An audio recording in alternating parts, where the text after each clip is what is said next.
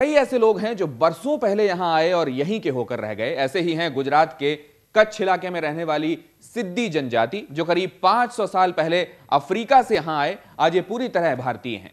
पेश है हमारे संवाददाता धवन शाह की ये खास रिपोर्ट।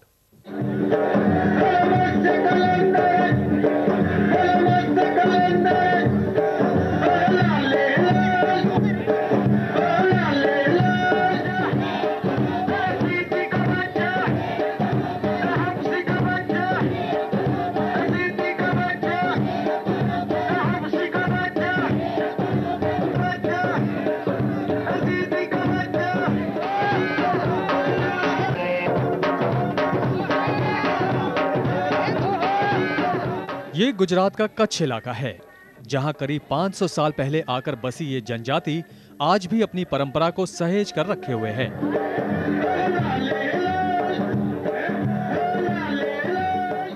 भुज शहर की स्थापना 1540 में हुई थी।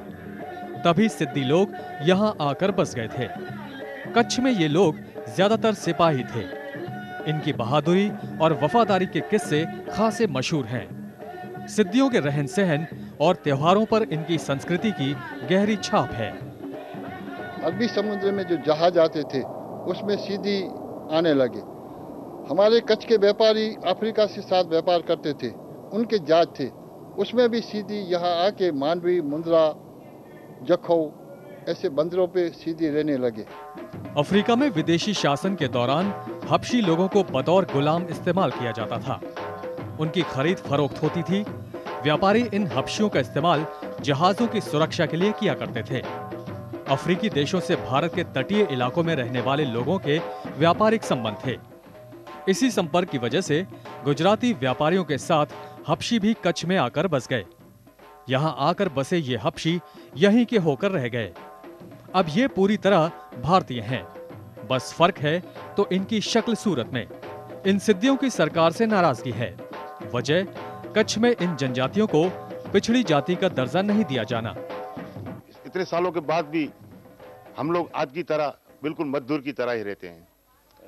वहीं के वहीं है। कोई जिसको अपन बतावे कि भाई आपने क्या प्रगति की, तो कोई प्रगति नहीं, क्योंकि गरीबाई इतना है कि हम कुछ कर नहीं पा रहे हैं। पूरी तरह भारतीय संस्कृति में रच बस गए सिद्दियों की नई पीढ़ी अब यहाँ की मुख्य धारा में शामिल होना चाहती है, लेकिन इसके लिए मदद की दरकार है। मैं 12वीं कक्षा तक पढ़ चुकी हूँ और मैं आगे भी पढ़ना चाहती हूँ। मेरे मम्मी पापा भी मुझे पढ़ाना चाहते हैं, लेकिन हमारी आर्थिक परिस्थिति की वजह से मैं आगे नहीं बढ़ पा रही हूँ। 5 सदियों से यहाँ रह रहे सिद्दी लोगों की वफादारी और बहादुरी के किस्से कच्छ के इतिहास के गौरवशाली अध्याय हैं। कई मौके आए जब सिद्दी बटालियन ने पूरे कच्छ राज्य को बचाया था। सिद्दी लोग आज पूरे गुजरात में बसे हैं, जिनमें ज्यादातर गरीब और खस्ता हाल हैं, फिर भी अपने आप में मस्त और खुश। आमतौर पर किसी से कोई शिकवा नहीं।